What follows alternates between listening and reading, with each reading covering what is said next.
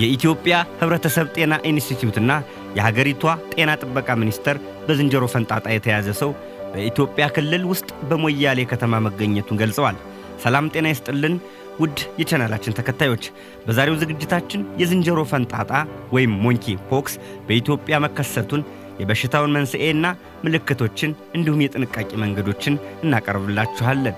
ለቻናላችን አዲስ ከሆኑ ሰብስክራይብ በማድረግ ይጀምሩት። ይህ ዳር ቲዩብ ነው። የዝንጀሮ ፈንጣጣ በሽታ ወይም ሞንኪ ፖክስ መተላለፊያና መከላከያ መንገዱ።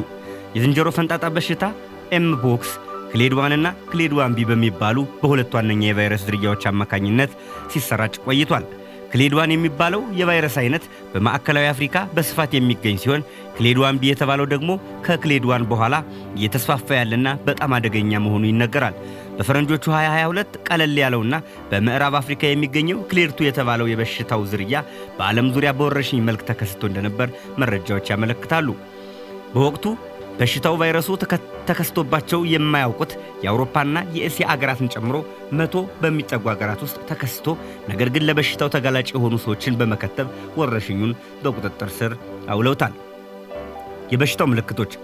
በዝንጀሮ ፈንጣጣ በተያዘ ሰው ላይ መጀመሪያ የሚታዩት ምልክቶች ትኩሳት፣ ራስ ምታት፣ እብጠት፣ ጀርባ ህመምና የጡንቻ ህመምን ያካትታል።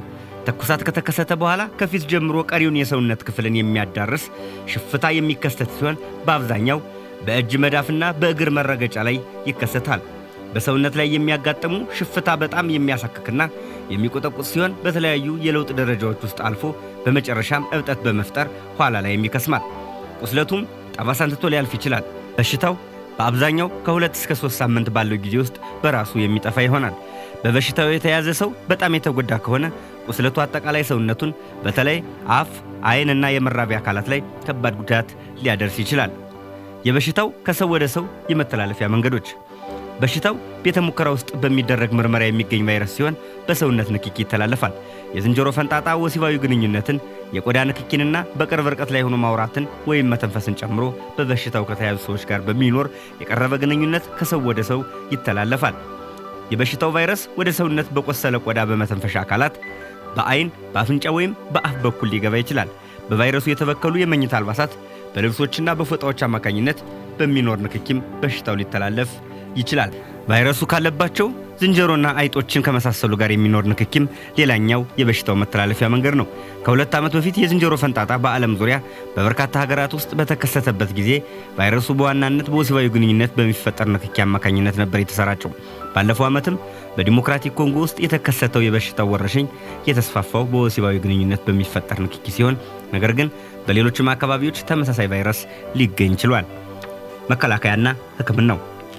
የዝንጀሮ ፈንጣጣን ለማከም የተዘጋጀ ሕክምና የታመሙ ሰዎችን ለማዳን በጣም ጠቃሚ ቢሆንም ነገር ግን ሕክምናው ምን ያክል ውጤታማ እንደሆነ የሚያሳይ ውስን ጥናት እንዳለ ነው የሚገልጸው።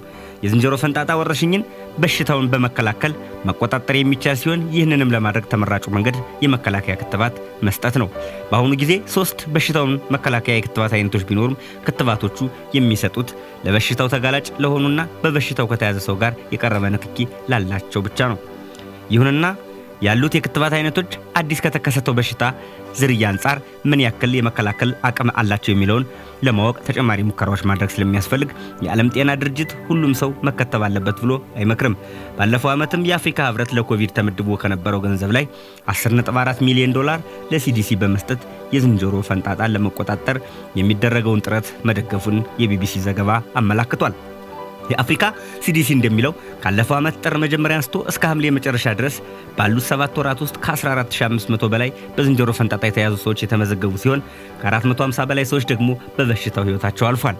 የበሽታው ክስተት 96 በመቶ በዲሞክራቲክ ኮንጎ ውስጥ የተመዘገበ ሲሆን ጎረቤት ወደ ሆኑት እና የዝንጀሮ ፈንጣጣ እምብዛም ወደማይታወቅባቸው ብሩንዲ፣ ኬንያ፣ ሩዋንዳና ኡጋንዳ ተስፋፍቶ እንደነበርም ይታወሳል። የዛሬውን በዚህ አበቃን።